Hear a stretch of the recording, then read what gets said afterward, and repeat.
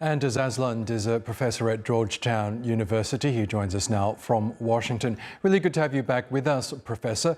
Donald Trump really putting the pressure on Moscow now, because initially he had imposed a deadline that would have taken Russia up until September to agree to a truce. Now it's early August. What do you make of this newfound pressure that the US president is exerting on Russia?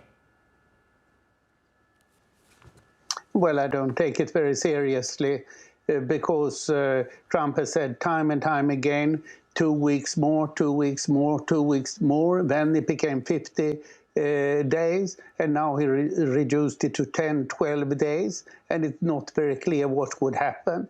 There is, but he has a substantial pressure from the US. There is a big US majority, both among the population and in Congress, for tougher measures against Russia. And that's what he has to manage.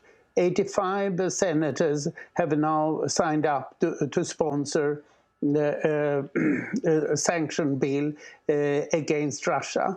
And what we are discussing there is 500% secondary sanctions, 500% tariffs on Russia. On Russia itself, the US has virtually no trade with Russia.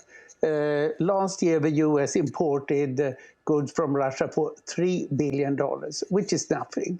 So the trade is dead. So the question is secondary sanctions. Trump said that it would be 100%, and he would decide it. That's normally the case in sanction legislation, but the final word is left to the president. But no negotiations or even preparations for negotiations are going on. So there's no clear goal here. Trump has previously made clear that he wanted Ukraine to give up substantial territory to Russia.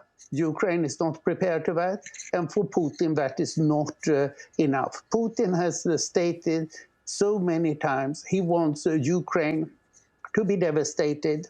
Official Russian media yesterday even claimed that there can be no peace in Ukraine until all Ukrainians have been killed. So there's no basis for any agreement, and I don't think that Trump will really punish Putin. So I guess that we will see some diversionary maneuver as so many times before.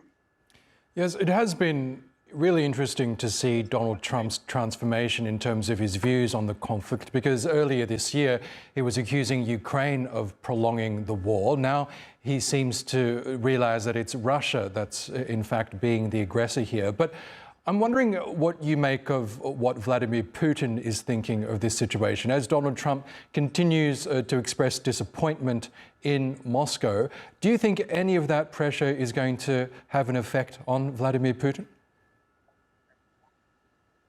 No, I don't think it will have any effect. All the time, Putin has not made any concession whatsoever. So Trump's dilemma now is that even in the Republican Party, there is a strong view that something needs to be done against Russia. So my suspicion is that he has to do something in the end, while he himself doesn't like it at all.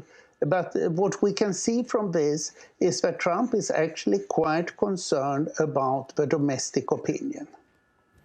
Okay, Professor Anders Aslund, we'll have to leave it there. It's great to get your thoughts as always. Thank you.